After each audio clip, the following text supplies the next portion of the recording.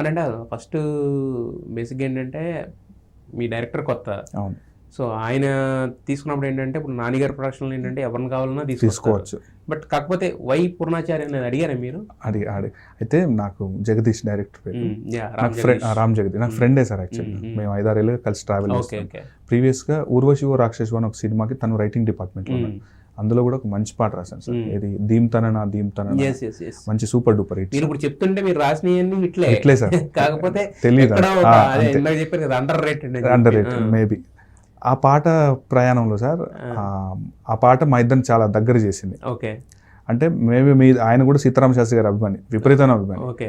మేము కథ సినిమా కంటే ముందు నుండి ట్రావెల్ అవుతున్నాం. కథలో నరేషన్స్ చెప్పడం, తన థాట్ ప్రాసెస్ నేను తెలుసుకోవడం, నా థాట్ ప్రాసెస్ ఆయనకు చెప్పడం, ఇలా ఒక కాన్ఫిడెంట్ బిల్డప్ అయింది సార్. మీరు అన్నట్టు ఆయనకి he can offer any, A writer అయినా తీసుకో, ఏ స్థాయి రైటర్ అయినా. మేబీ మా జగదీష్ నమ్మాడు.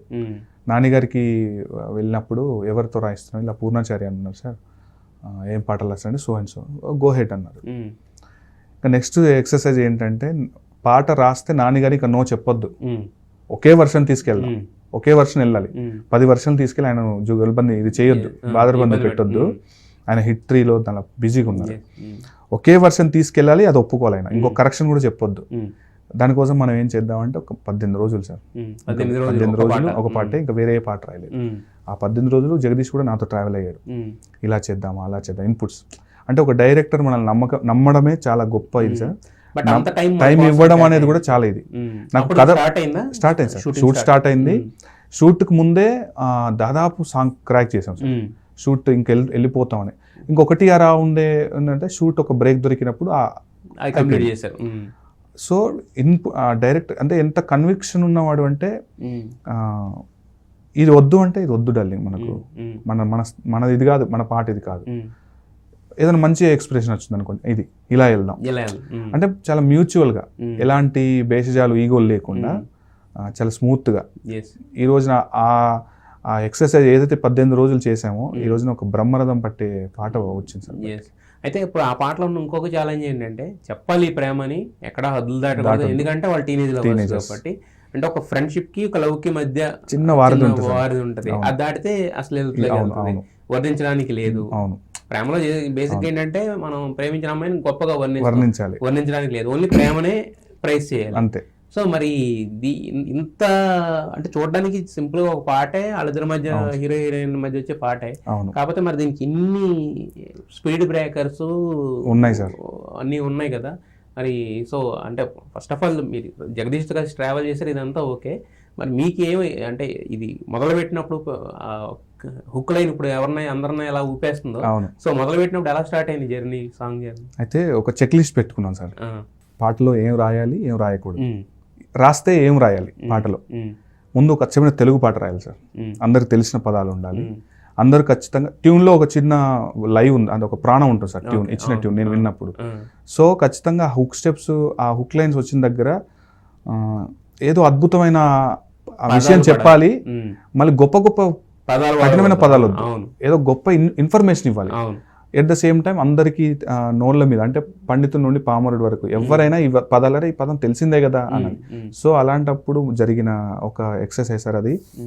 ఒక అంటే ఎన్ని పేజీలు రాసుకున్నానో తెలియదు సార్ నాకు, కొన్ని నెంబర్ ఆఫ్ పేజెస్ రాసుకున్నాను కంటెంట్, ఇది రాద్దామా ఈ రాసే క్రమంలో జగదీష్ ఆలోచన కూడా అందులో మెర్జ్ అవ్వడం, బ్లెండ్ అయిపోయి అలా అలా అలా ఒక వర్షన్ నుండి ఒక వర్షన్ నుండి అంటే వర్షన్స్ ఏమి ఎక్కువ రాయలేదు, కానీ డిరైవ్ అంటాం కదా సార్, ఫార్ములా లాగా. మీరు అనుకున్నది అంటే ఎలా చెప్పాలి అనుకున్న దానికి దగ్గరగా వచ్చిన దాన్ని ఏం చేసాము, లాస్ట్లో పదాలు డమ్మీ లిరిక్ రాసి, ఆ డమ్మీ సాహిత్యానికి ఒరిజినల్ సాహిత్యం రాసుకొని, ఇది నిజంగా జనాలు యాక్సెప్ట్ చేస్తారు, ముందు నాన్నగారు ఒప్పుకుంటారా, ఒప్పుకుంటే ఇంకేం చేద్దాం బెటర్మెంట్ అని చెప్తారా, అంటే అంతకు మించి చెప్పకూడని సాహిత్యం రాయాలని.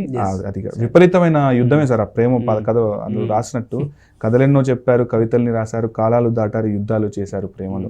నేను వాళ్ళ ప్రేమలో గురించి రాస్తాను, నేను పాట గురించి పడ్డాను. మీరు పాట అంటే రాయడమే కాదు, కొంతమంది పాట పాడినా కూడా బాగానే ఉంటుంది, సింగర్ లాగా అనిపిస్తుంది. మరి సింగింగ్ వైపు ఎప్పుడు వెళ్ళలేదా? లేదు సార్, ఎప్పుడు అది లేదు సార్. బట్ ఎందుకంటే మీ వాయిస్ బాగుంది కదా, ఇప్పుడు మీరు మొన్న పాడుతా ఉంటే స్టేజ్ మీద చాలా బాగుంది. మా కోసం ఒకసారి చెప్పారు కదా, దాని బ్యాక్గ్రౌండ్ ఒకసారి వేల వేల వెన్నెలంత మీద వాలి వెలుగునంత మోయమంటే నేను ఎంత రెరే చిన్ని గుండె ఉన్నదెంత హాయి నింపి గాలినంత ఊదమంటే ఊపిరెంత రెరే కళ్ళు రెండు పుస్తకాలు భాషలేని అక్షరాలు చూపులోనే అర్థమయ్యే అన్ని మాటలు ముందు లేని ఆనవాలు లేనిపోని కారణాలు కొత్త కొత్త ఓనమాలు ఎన్ని మాయలు కథలెన్నో చెప్పారు కవితల్ని రాశారు కాలాలు దాటారు యుద్ధాలు చేశారు ప్రేమలో తప్పు లేదు ప్రేమలో కథలెన్నో చెప్పారు కవితల్ని రాశారు కాలాలు దాటారు యుద్ధాలు చేశారు ప్రేమలో తప్పు లేదు ప్రేమలో. నైస్.